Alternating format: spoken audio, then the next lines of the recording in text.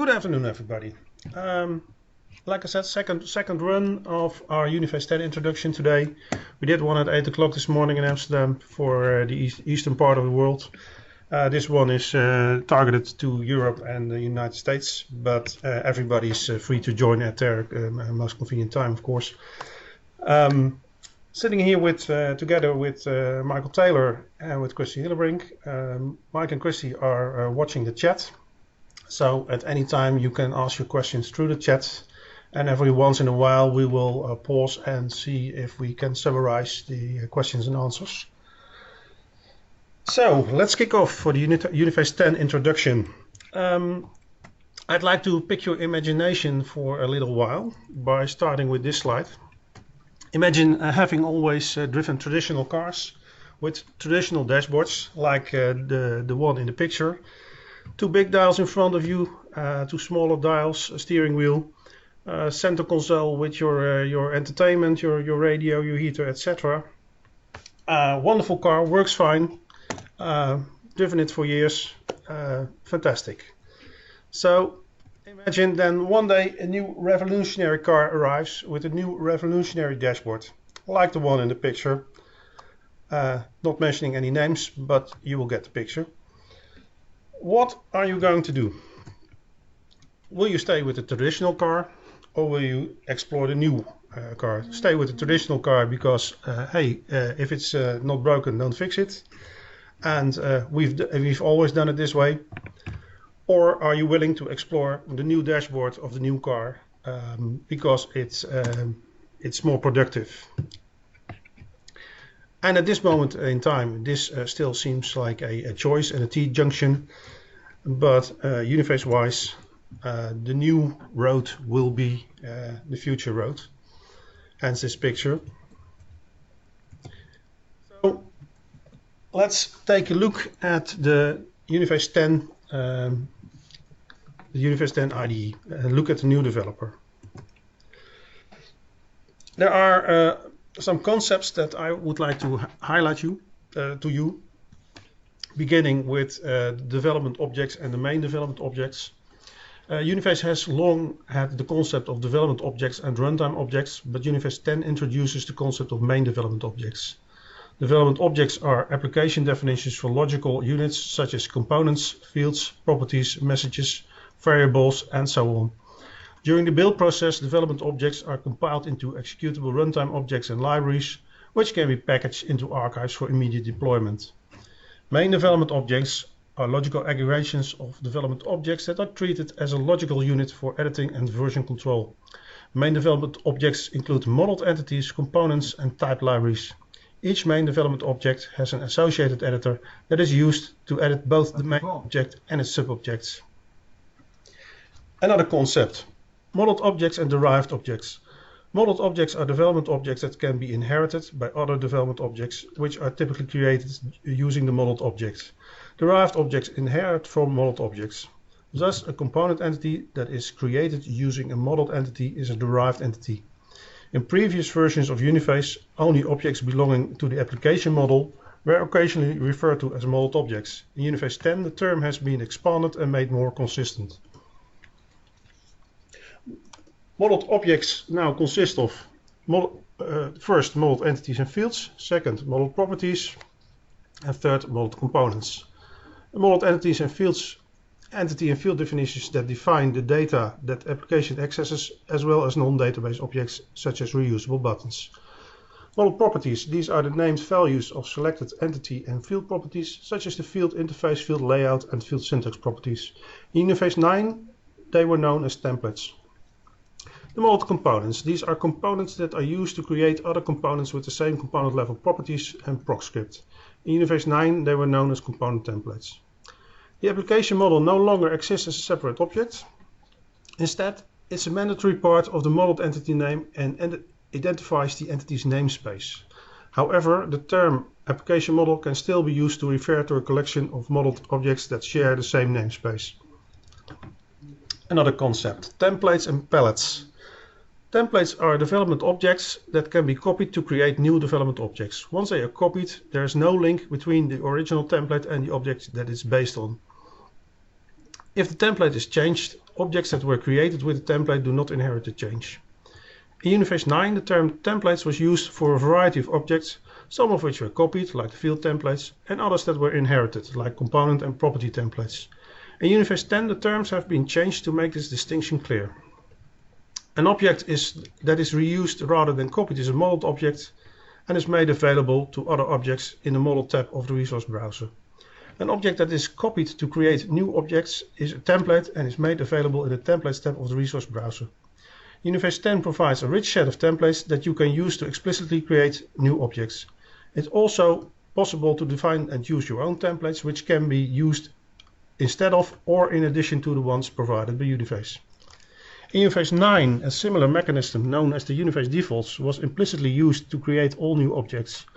Definitions in the defaults could be customized to suit your own requirements, but it was not possible to define an alternative set of default templates. This is now possible. Uniface 10 also introduces the concept of a palette, which is main development object that serves as a container for templates.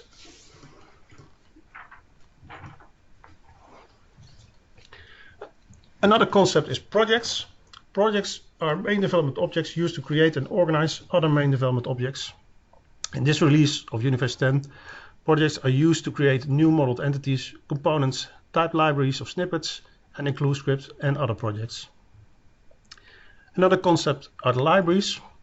In previous versions of Uniface, libraries were untyped, meaning that a library contained a heterogeneous collection of different types of runtime objects, such as messages, menus, and global proc scripts.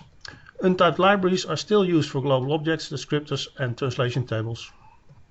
Uniface 10 introduces the concept of typed libraries, which can contain only one type of object or resource. For example, a snippet library only contains code snippets. In this release, typed libraries are used for include scripts, formerly known as include procs, for snippets, and for model properties. Typed libraries of different types may have the same name, which is treated as a shared namespace when referenced by $variation.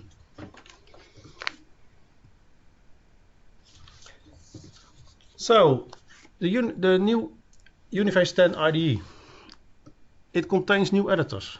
New editors are provided for creating projects, entities, components, and libraries of include script and code snippets. These editors are non-modal, so it's possible to have many objects open for editing at the same time and switch between them by simply clicking a tab. The new Uniface 10 IDE has code containers. Code containers, the code of components, entities, fields, and application shells is now organized into one or two code containers in which all proc script modules, including triggers, are declared procedurally. In Uniface 9, code was organized into many trigger containers that implicitly declare the trigger. However, some triggers, such as local proc modules, operations, and extended triggers, were not triggers at all, but simply containers for multiple proc script modules. This new organization makes module declaration and inheritance consistent for all proc script modules. About the compiled modules inspector. The new entity and component editors include a compiled modules inspector that enables you to navigate to the script modules that are actually compiled into the component, no matter where they are defined. This makes it much easier to debug the code.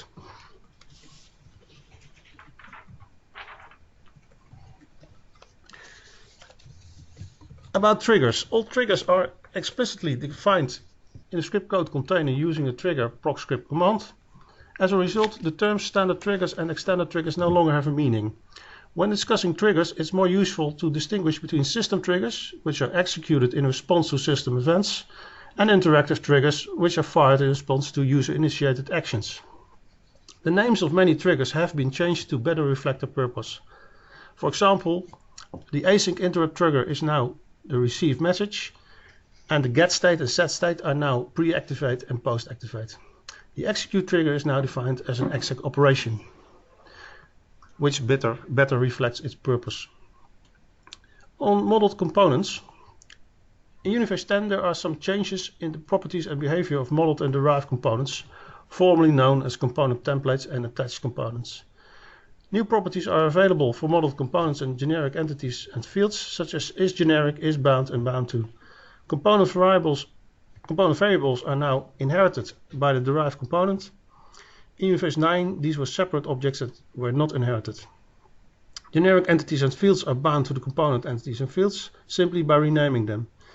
If the new name is the name of the modeled entity or field, it inherits from the modeled object.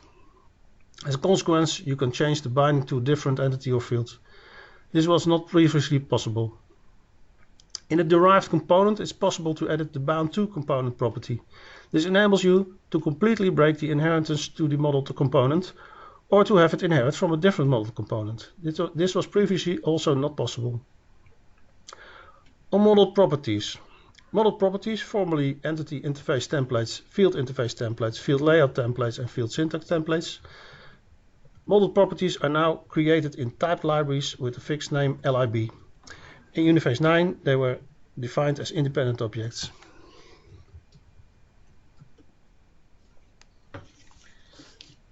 Component variables. Component variables are now declared procedurally in a variables block in the declarations code container of components. In Uniface 9, they were defined declaratively as a separate object. Global and compile time constants.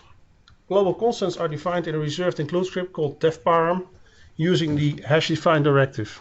Each include script library can contain a defparam proc script for defining global constants. To be truly global for all your Uniface applications, global constants should be defined in the system library.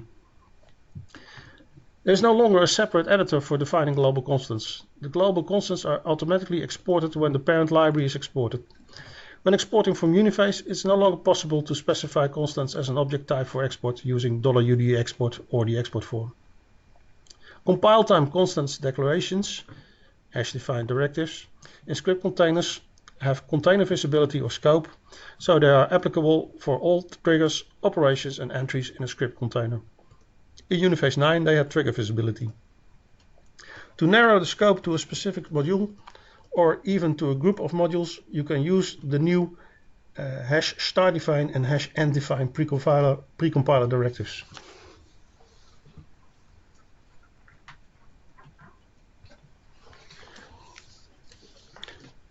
About the repository. The Uniface repository is now versioned and the export and import facilities have been enhanced to ensure that it's not possible to import repository definitions unless they are compatible with the current repository. As a result, the import facilities /imp and $UD import can no longer be used to import data created by the data conversion facilities such as /cpi and $UD copy. Many other changes have been made in the repository to reflect the implementation of main development objects and the Uniface IDE. How are we doing on questions, guys? Okay, let's move on to a small overview of the many changes that have been done in Uniface 10. Starting with the terminology. For one example, the UDE, the Uniface Development Environment, has been renamed to the IDE, which stands for Integrated Development Environment. Highlighting some changes in proc script inheritance. Prior to Uniface 10, overlay inheritance was used for operations and extended trigger containers, but container inheritance was used for the local proc modules container and standard triggers, which were containers that implicitly declared a trigger. Although not good practice, standard triggers could also contain entries. Two types of module inheritance made the product inconsistent and unpredictable. In Uniface 10, all proc script modules, including triggers, entries, and operations, now use the overlay inheritance model. Changing the way proc script modules are inherited makes proc script inheritance consistent and predictable.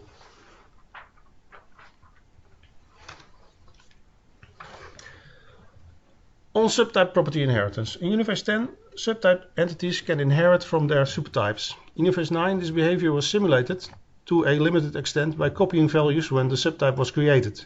For most properties, subsequent changes to subtype properties were not inherited.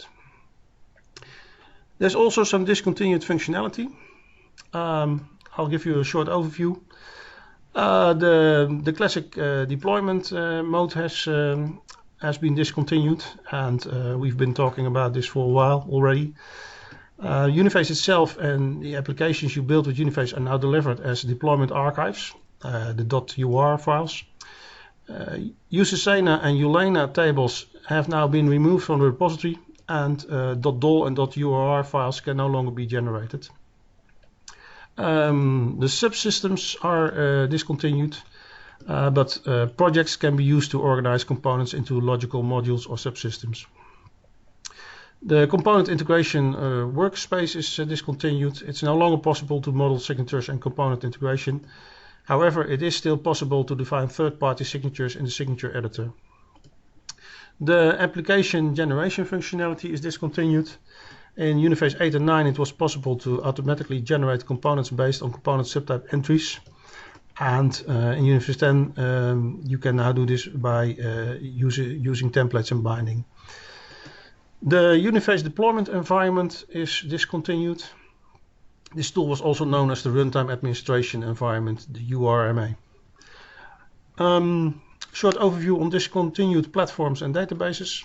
Discontinued platforms: OpenVMS, IBM iSeries, and HPX Unix. Discontinued databases: RDB, RMS, and Solid Database. Good alternative for Solid Database could be either your SQLite installation, your default database that comes with your default Uniface installation, or the new Postgres plugin that was delivered already in Uniface 9.7.01. So some changes in trigger names. In Uniface 10, many triggers have been renamed to more accurately reflect their purpose or the event that they respond to. The execute trigger becomes the exec operation. Triggers are now explicitly declared in an object script container using the trigger statement followed by the trigger name. In Uniface 9, only extended triggers were declared in this way. The names of many triggers have been changed. There is a table called Uniface 9 and Uniface 10 trigger names in the Uniface library that documents all these changes. Some changes in proc scripts. New proc script instructions have been added and existing proc script has been enhanced. So in the new category, the $instance layout, changed are the component variables. We already mentioned that. Changed is the $UD export and the $UD import. And we have these new precompiler directives, the hash start define and the hash end define.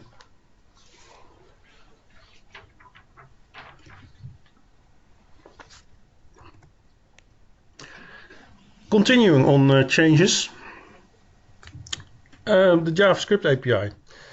First of all, the enhancements from 9.7.02 are ported now into in 10.02, and the Uniface.DataStore is a newcomer. This one provides create, update, retrieve, and delete access to browser-based databases. Browser-based databases like Symfony, Zend Framework, CodeIgniter, G, and PouchDB. Some changes in properties, actually a lot of changes in properties.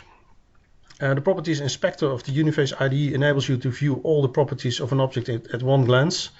To ensure that the names of the properties are consistent and their purpose is clear, a number of properties have been renamed, merged, or split. There's a table called New and Changed Properties in the Uniface library that documents them all. Configuration settings. A number of changes have been made to assignment settings, initialization settings, and logicals, mainly to either control the behavior of the new IDE or specify default templates or influence how ProcScript is migrated from Uniface 9 to Uniface 10, or to control the mobile build environment. Some changes in command line switches. Changes have been made to the functionality of some command line switches and sub-switches. Example of two new switches are the /TPL and the /PLT. Have to do with templates and palettes. An example of two deprecated switches are the /EXE. This was a former switch to run a form of the Uniface development environment. This is no longer supported. Another one is deprecated is the /RMA, and this is of course the switch for the Uniface deployment environment, the URMA, and this is no longer delivered with Uniface. So obviously this switch is obsolete. Changes in the repository. To support the new Uniface IDE, some changes have been made to the Uniface repository. This means that it's not possible to run the Uniface IDE against a Uniface 9 repository. The changes have no impact on runtime behavior. Uniface provides an automatic migration path from Uniface 9.6 and higher to Uniface 10, so your data can be easily transferred into the new repository. Changes to the repository are a result of the following. For instance, use of type libraries for include script, code snippets, and model properties. Object properties that have been redesigned. Some properties have been split into two and are stored in separate fields. Others have been merged into one new or changed field, and the obsolete field is then deleted. New properties have been added for code containers. Triggers are no longer implicitly declared in a separate container. Additional properties have been added for objects that can be used as templates and are visible in the resource browser. The Uniface library contains documentation on which repository tables have been changed. This information is probably of interest if you have created your own tools based on the Uniface 9 repository. In this case, you will need to adapt your tools for the Uniface 10 repository. So please remember, these are just some of the enhancements. There are a lot more enhancements. Please take a peek at the Uniface library file to see them all. And the migration, the built-in migration of Uniface 10 takes care of all these changes in triggers and in inheritance. So there's no need for any recoding on this point.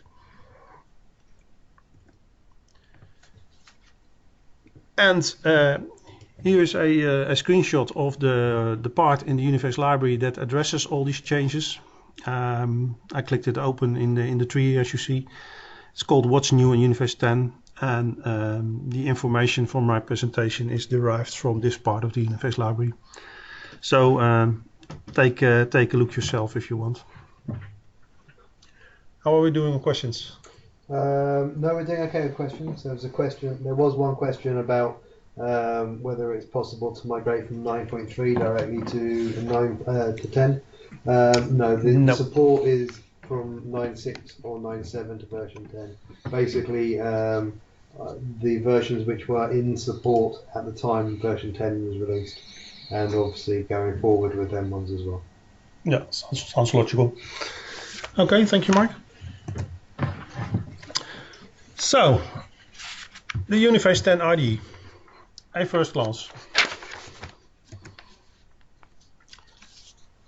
If you have downloaded your Uniface 10 and have installed it, and if you start it up, this will be the first thing that you see. The new startup page, I like it quite a lot. It's also targeted to people who are new to Uniface, and by reading the information on the start page, it's a sort of a quick start for newcomers. If we take another look at the Uniface 10 IDE, this will be your main development window that you will be in for most of the time. On the top left, there's the start of your navigation. On this bar, with the red circle on it, obviously. This thing is called the U-bar. And here it is. By clicking the drop down, it opens, and in this particular screenshot you see some projects, the My project and the templates and the workshop, obviously. You have, it is mentioned already, multiple editors, non-modal. So you can have multiple editors active, and by simply clicking a tab you can switch between them. And for me this was a great enhancement compared to Uniface 9. because as a Uniface developer, I remember having always like multiple IDFs open at the time, at least 2 or 3, to sort of keep all the balls up in the air, so to say, or complete a task, preventing you from opening and closing multiple windows. So yeah, again, this is a great enhancement. This is the editor, and we'll take a more detailed look at it. On the left you have your resource browser. In this particular screenshot you see the field level widget. This typically will be your starting point in creating objects in Uniface 10. On the very right side you have the properties editor. We already mentioned it, all the properties at one glance. Some properties have been combined, others have been split up. But generally this will look very familiar to existing Uniface developers. We have a thing called task-driven worksheets, and these are typically a sort of a left-to-right exercise. You would begin with the define structure, and then you have your design layout and your write script. So we already mentioned project support. Project support is one of the new themes in Uniface 10. Here is a example of how the contents of a project look like, what they look like. Here's the project workshop. It contains 3 entities: the album, the artist, and the track, and it contains a few components, as you see. Here you have your project's resource browser, and by picking something from the resource browser and dropping it onto your project, you add components to your project. It is a sort of in name only. That means that it is a component does not have to be exclusively in one project. A component can be in multiple projects, so it really is a excellent way of organizing your work. A summarization on project support in Uniface 10. It's a center of your navigation. It's a collection of development objects. It can be a scope for various actions like compiling, deploying, and exporting. I've added some feedback from the morning session. The Uniface 9 subsystems are not migrated to Uniface 10 projects for all good reasons. I think the lab has taken a look at it, Mike, and it was not feasible. For instance, if a Uniface 9 subsystem would default to like 6,000 components, it was no real use to create a project with 6,000 components in it. So therefore, in migration, projects are not populated, but when you start with new development in Uniface 10, it's a good start to start in a project. So just a small left Twix versus right Twix comparison. On the left you see obviously a Uniface 9.7 IDF, and on the right you see the Uniface 10 IDE. Yeah, here's the difference. Much more cleaner look and feel. Of course your multiple tabs are open. So that brings us to the Uniface 10 demo. Let's check for another round of questions. Nope. Okay, so there's one from Ian Sharp who's asked about whether projects are mandatory. So the only way in version 10 of creating a new component is based on something out of the resource browser, and you need somewhere to drop it, and that's a project. So yes, for version 10 you need to create in a project, but then you can sort of just decide to keep the link or delete the link or do whatever. It does try and encourage you to use projects because they are really useful things. Okay. Okay, I'll quickly switch over to my virtual machine. So please stay with me. So this is how the shortcut for Uniface 10 looks once installed. We start with a familiar screen. Has exactly the same functionality as Uniface 9 developers are used to. So for now I click OK. We have a splash screen and it opens with the start page. So in navigating, this is the drop down that I spoke about. Here I open a project with the right mouse click, not necessary with a click. In preparing for this demo, I already created two projects, one of them being the sales orders project. Click on it and here's another tab.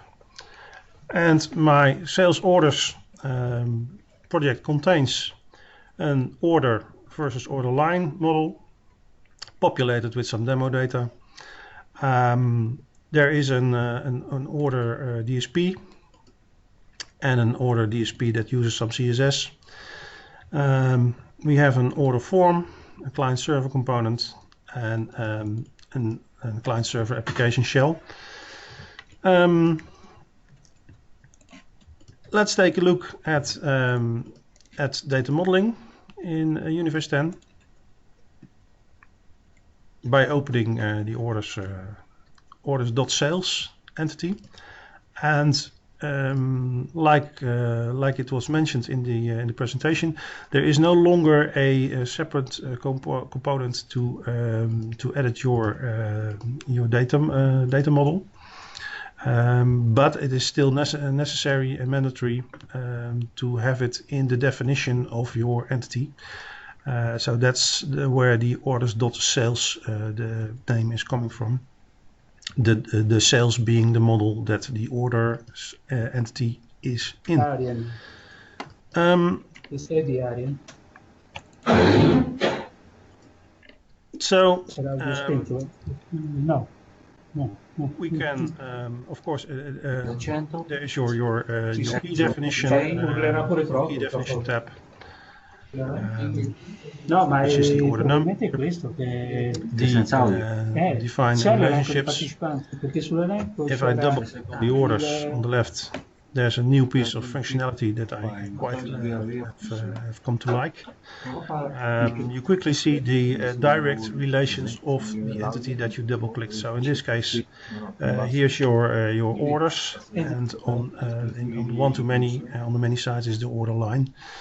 Altoparlanti esterni, altoparlanti. In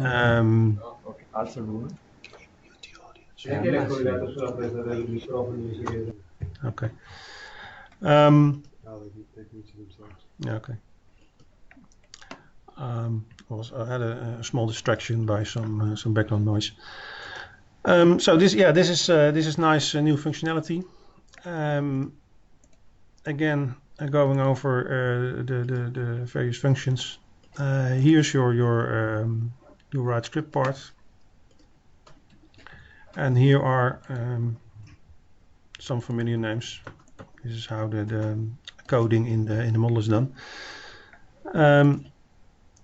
Defining relationships is typically done by dragging and dropping, and when I select the order line, we should see the relationship. Based on this existing model, I'm now going to close it. I'm back in the tab for my project, and I would like to create another dynamic server page. So I click this dynamic server page from the left, drop it onto the sales orders project, and here it is, with a default name, the UCDSP in number 2. Double click it, rename it to a more proper name. number 2. It's already existing, I think. Let's make it number 12.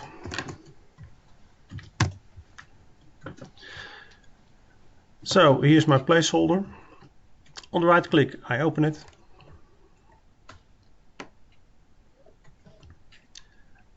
And here is a completely empty DSP. We are going to populate this one with some order fields. So by dragging and dropping again, I place the orders on the DSP, the orders entity. We can do, in creating DSPs, we can do a multiple select, dropping it onto, and we now have the orders and the orders entity with all its fields. For instance, I would like to change the date field from a standard model defined edit box to a date picker, and here it is. And it stays there. The total is a derived number, so instead of an editable field, I would like to make it a static text. We now need labels. So I take this one. You see I scroll through this, and we have main categories like the entities, the data entry, data display buttons, and the complex ones, entity control buttons. Come to that later. So obviously a label is in the data display category. I can drop it onto here, and now the IDE is asking me to do it before or after. I'm choosing before. Same thing can be done here. And here.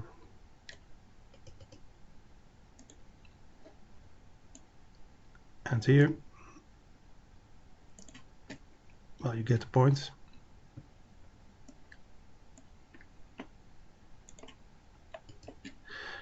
So we have to rename the labels, and my personal favorite in this one is just copying and pasting the field name shortly, double clicking here, Ctrl V, and it's done. There's another way to do it. I saw Mike doing this. No, not there. Okay, I'll stick with my method. Mike can demo his method anytime if he wants. Okay. Well, you get my point. This is how it works. So if I now would compile my DSP, here in the back, on the bottom, I should say, is the compiler output, and this is a nice enhancement too. Compiler output being in the same window all the time, not having to open a separate window and clicking it to close, etc. Very nice indeed. Messages are also here. If I would now go to the design layout, I can select the total tree from the orders.sales tree.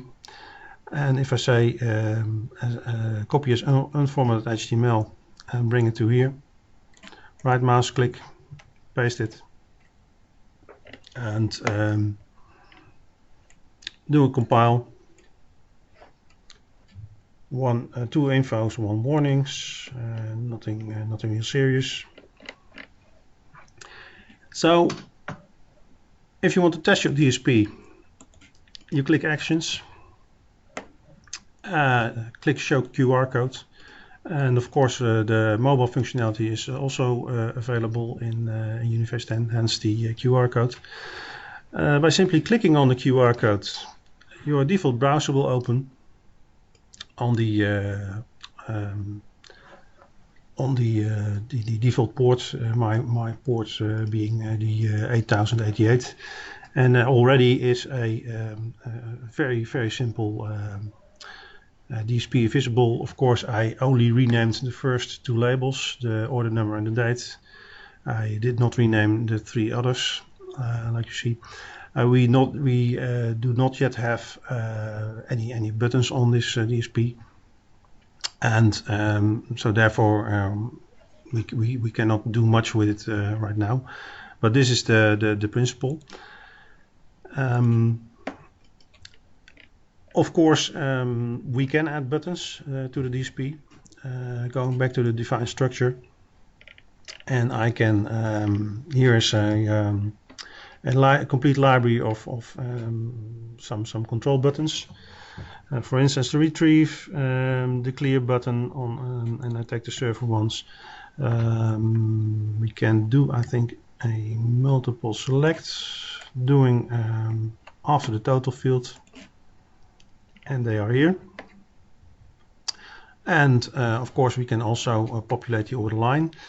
So let's take a look at how a more complete DSP would look like this way. And I'm opening a prepared DSP for you. Right clicking, opening this DSP. Let's quickly run over the complete structure. Here's the orders entity with all the fields and the labels. After the total field of the order, there's the order line entity with inline all its fields, and inline in the order line is the creation and the remog button for creation and removing of an order line, and then further on the outline again, a button to clear the complete order, to create a new order, to remove the order, and retrieve and store the order. This one is already compiled, but I do recompile. Here again is the compilation output. It's here. I go to actions again, show QR code, click on it, and here is a more complete DSP, still a very unmade up one. Without any lipstick, but I can at least do a retrieve, and you see here the population of the data with the one-to-many relation of the order and order line. So we have like two orders. The first order has two order lines, the second order has one order line, and the date picking functionality should work. For instance, if I would add an order, I'm using default Internet Explorer, which has no date picker in it. But if you would use any other browser like Chrome or Firefox, and of course you can use Chrome or Firefox by simply copying and pasting this URL in it. And you can also, by editing your assignment file, I think, change your default browser to, for instance, Chrome or Firefox if you like it, or Edge.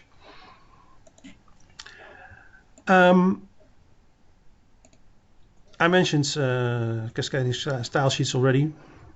I prepared one with some CSS, and I'm opening it here. It's typically the same order line DSP, but if I would look at the design layout, you would see a reference here for a cascading style sheet that is in the proper directory of the Uniface installation.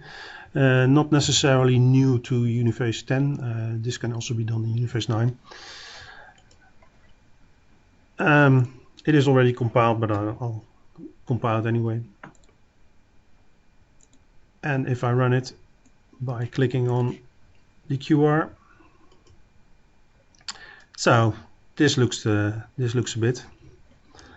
Some nice buttons with even some shadow on it. It's working, and yeah, it's already looking a bit nicer than the standard DSP. But of course, it's using the same mechanism of Uniface to populate the data in your browser. So closing it off.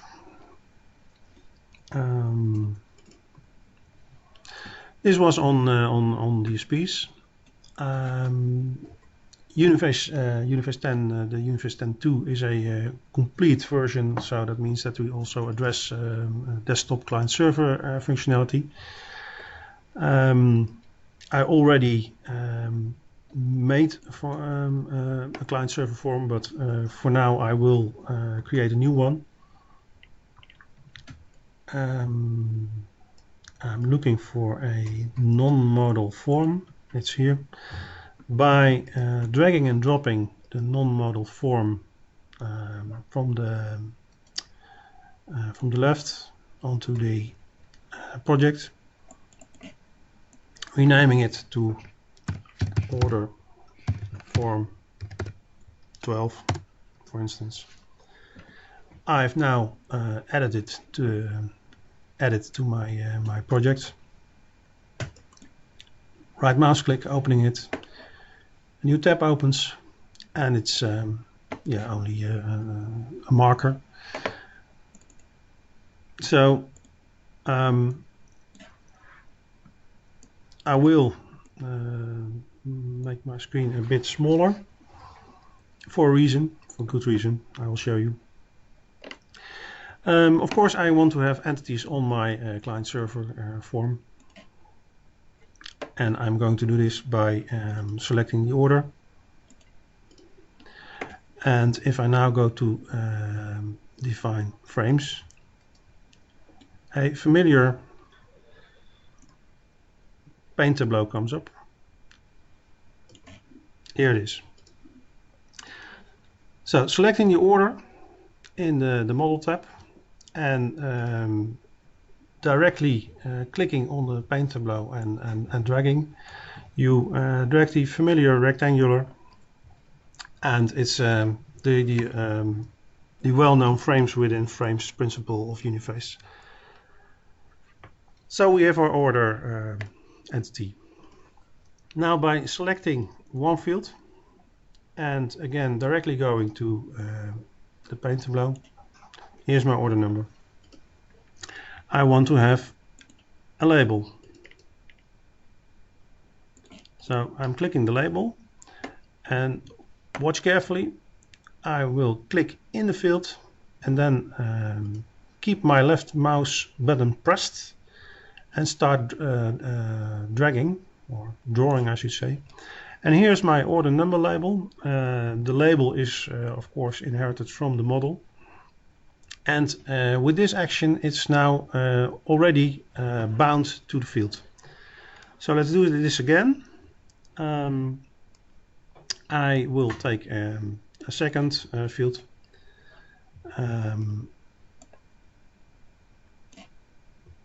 Here's the date. Click in the date, and here's my date. So I will directly address a question from the morning run. This is at the moment the way to design your fields in client server. There is not yet a load fields functionality. There will be in next release. The lab is currently looking into it, and it will not exactly be the Uniface 9 way.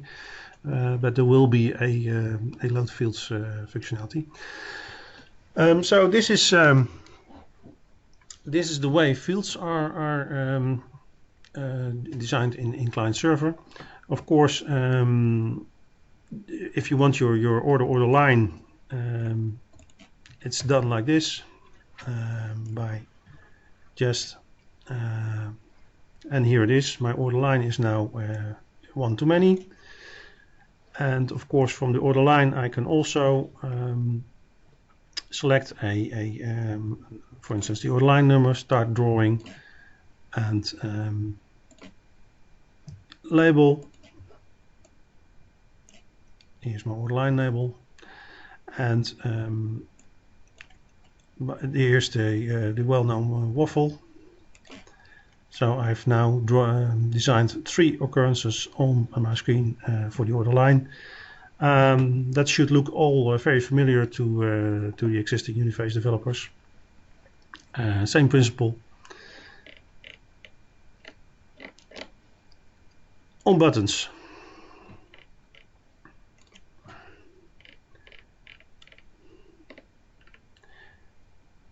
Here's my selection of entity control buttons.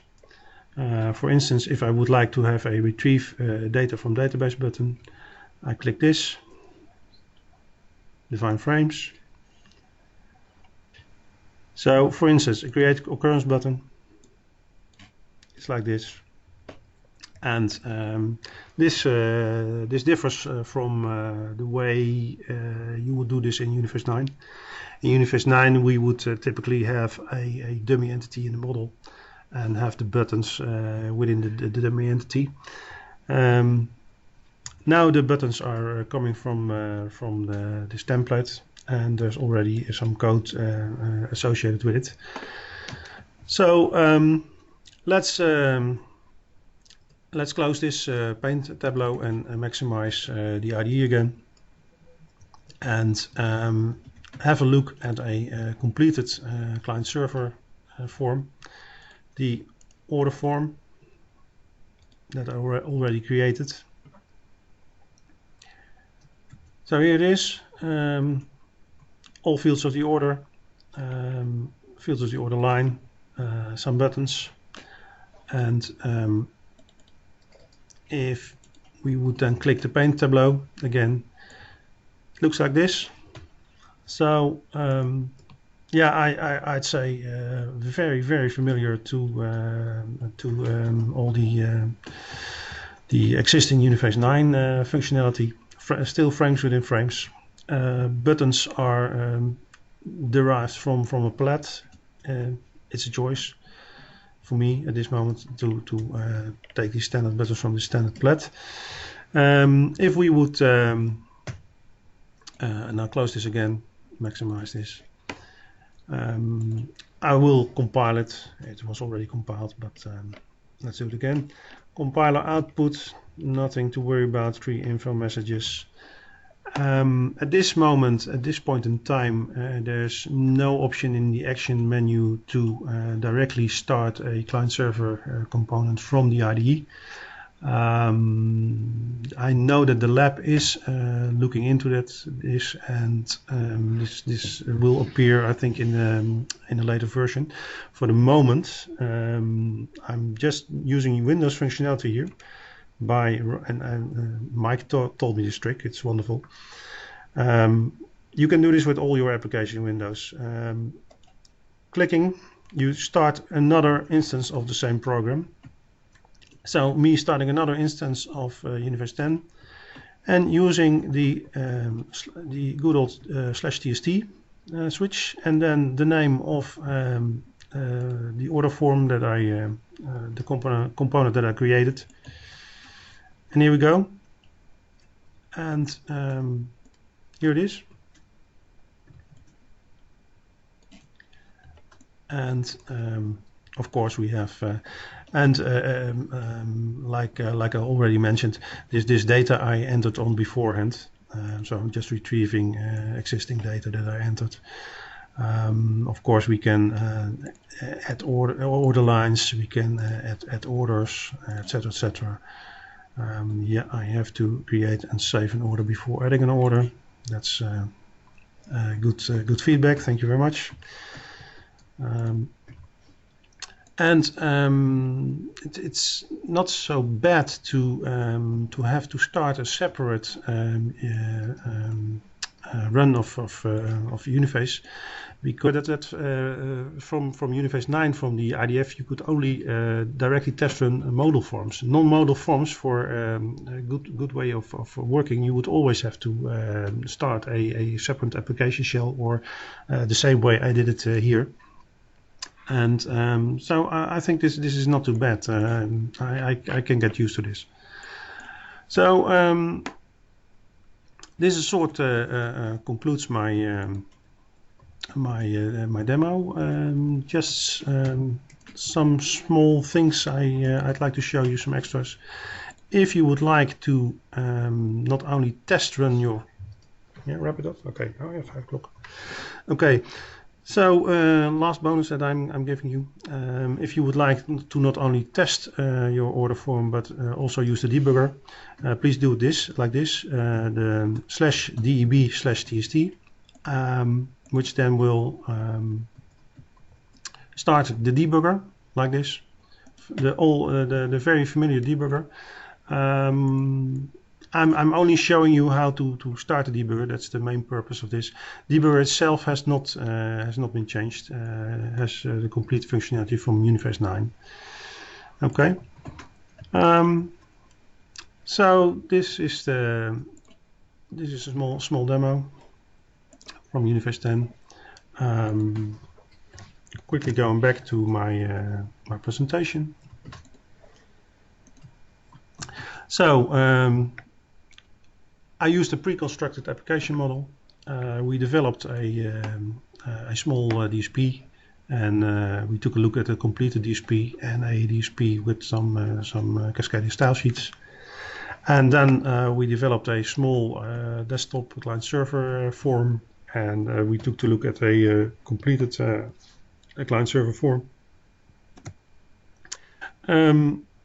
I can really recommend this part of the Uniface library, the tutorials. This can really help you in learning Uniface 10.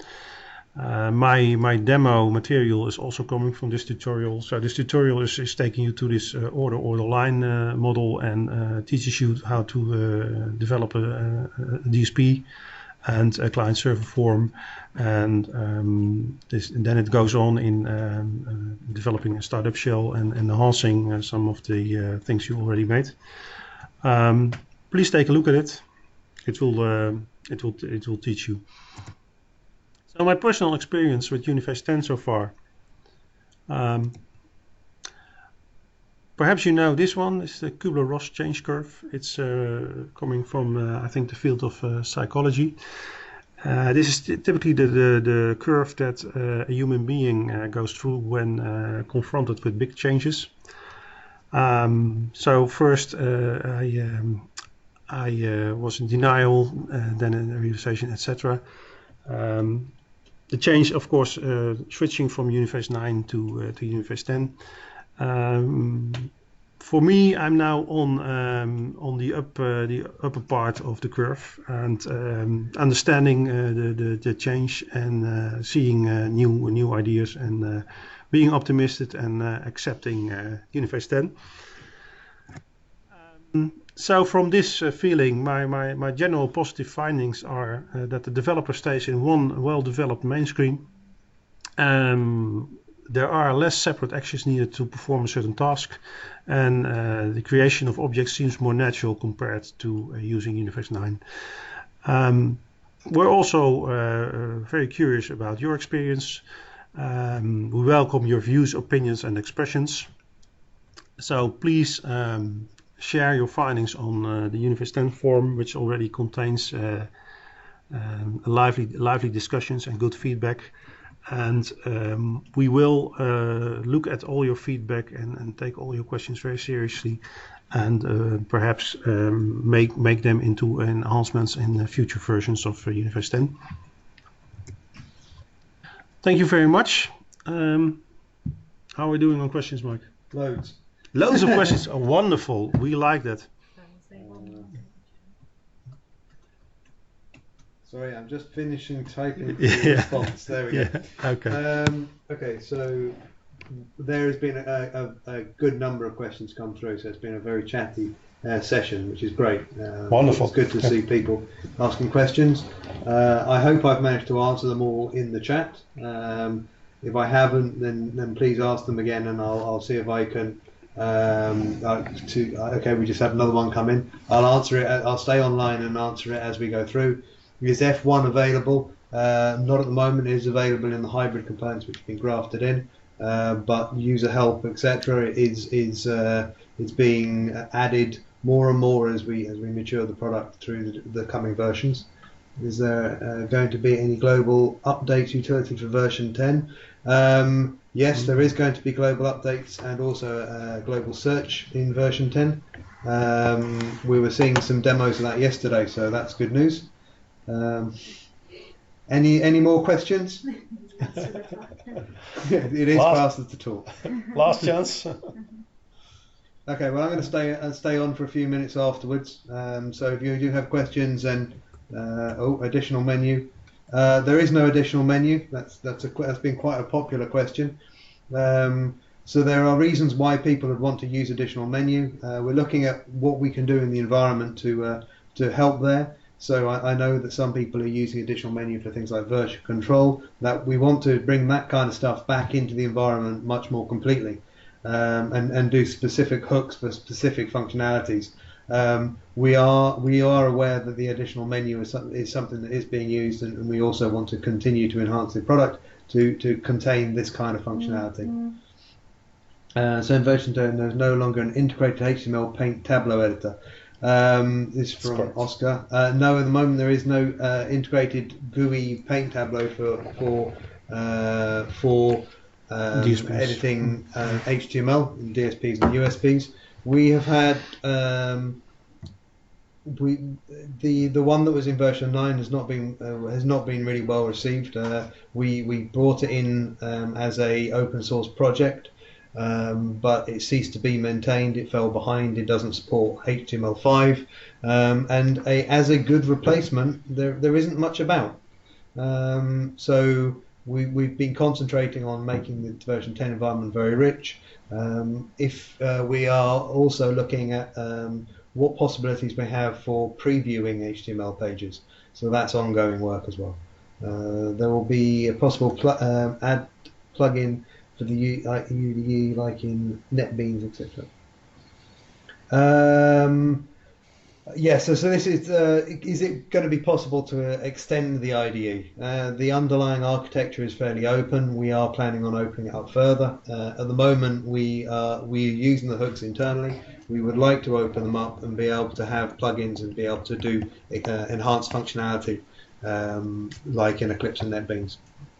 At the moment, there is no firm fixed date for being able to do that. We're working our way through a list of quite a few things. So we hope to get there. It probably, if we did do it, it wouldn't be before work area support, which is probably our highest priority at the moment. Wow, loads of questions. Loads of questions. Okay, they seem to have slowed down. In fact, come to a stop. So, no, there's one more.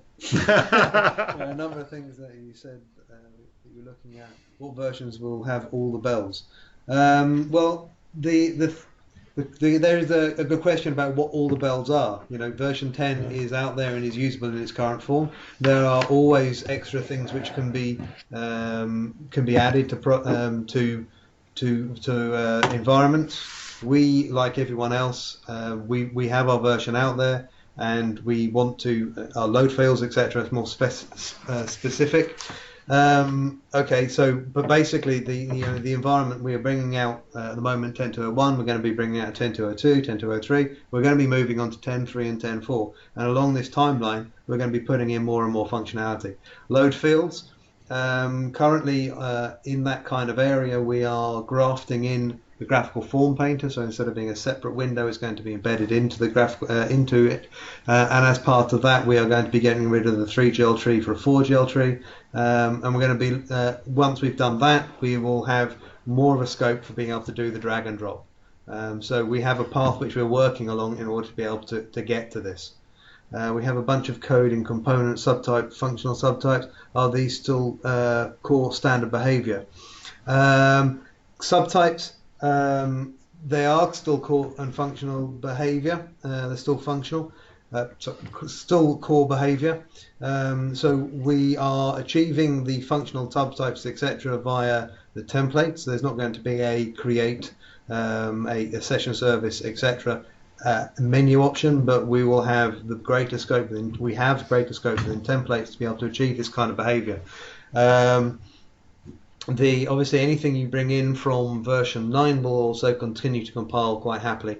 It's not being removed. We are in fact opening up some functionality in there where in theory you would only be able to define sort of 2 layers of subtypes. This, in order to be able to encapsulate this functionality at a higher level, you now are able to create subtypes of subtypes, but only going down 3 levels.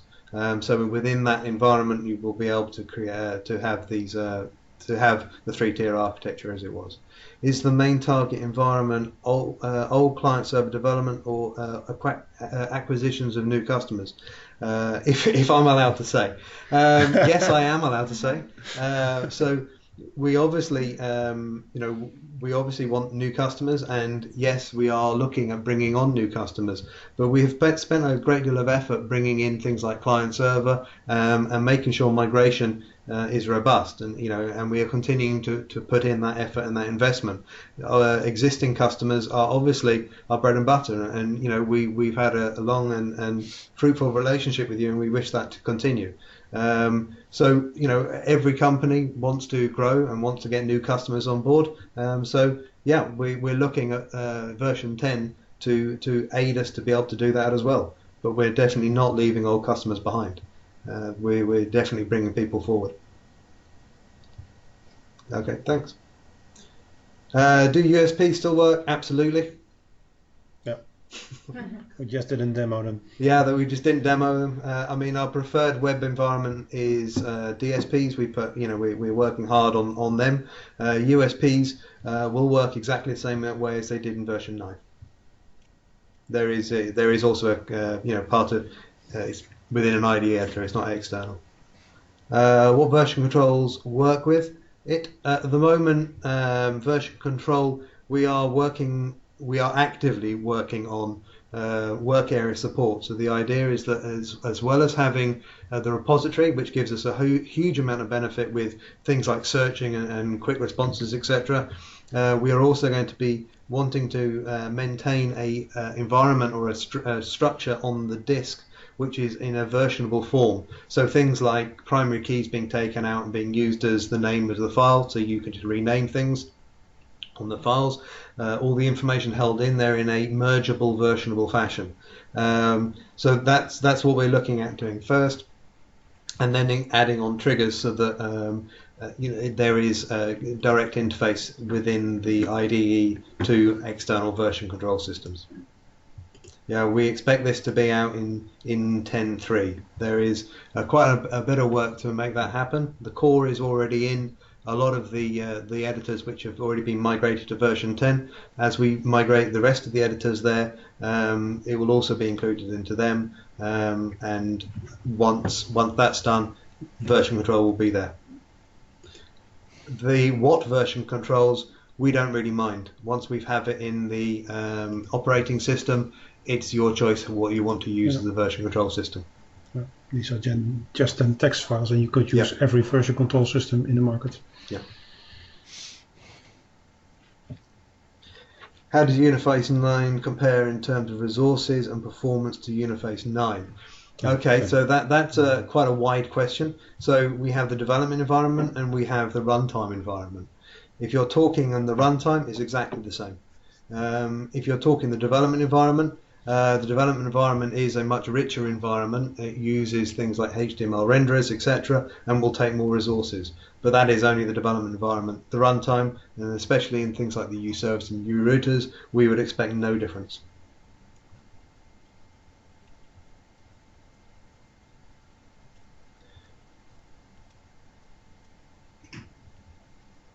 Okay, have we reached the end? No.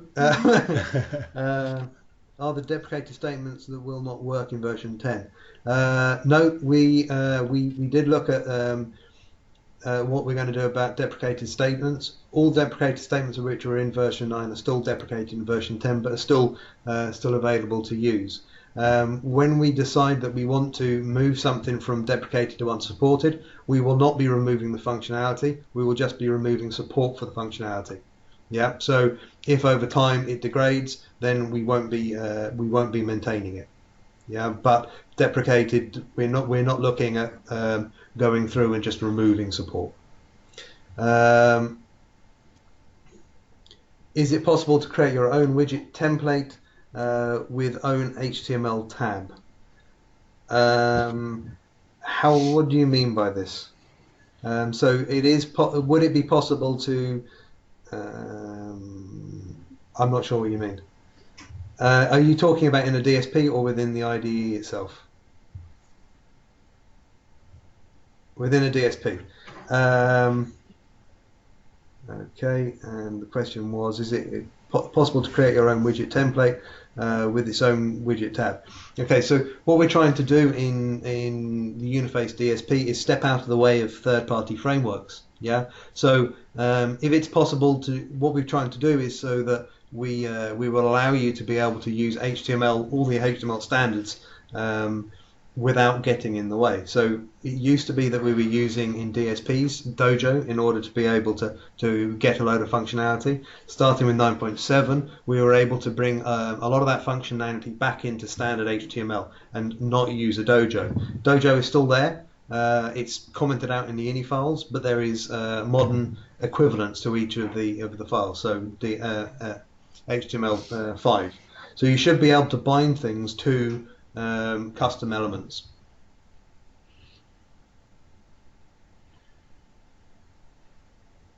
Does that answer your question? In version 10, deployment 32-bit or just 64-bit? Version 10 deployment is I'm assuming you mean Windows.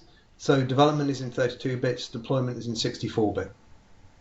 Or 32. 64-bit. Oh, only? Yeah. Okay. Would you consider employing DSPs with SPA architecture framework?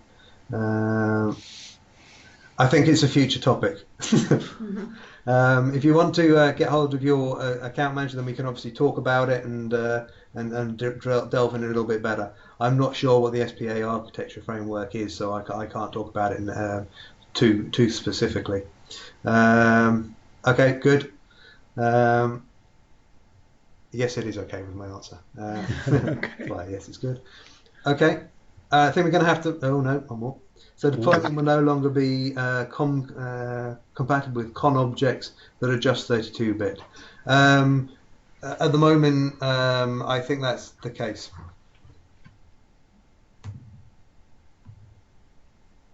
Yeah, you'll have to find a 64-bit equivalent.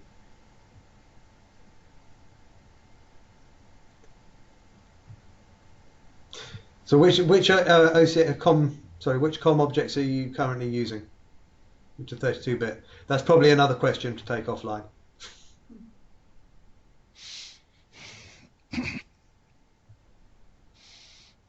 Okay, I think we're coming to an end now. Still have 51 participants on this. That's pretty good. Okay. So what was the top number, Christy? Do you remember? 73. 73.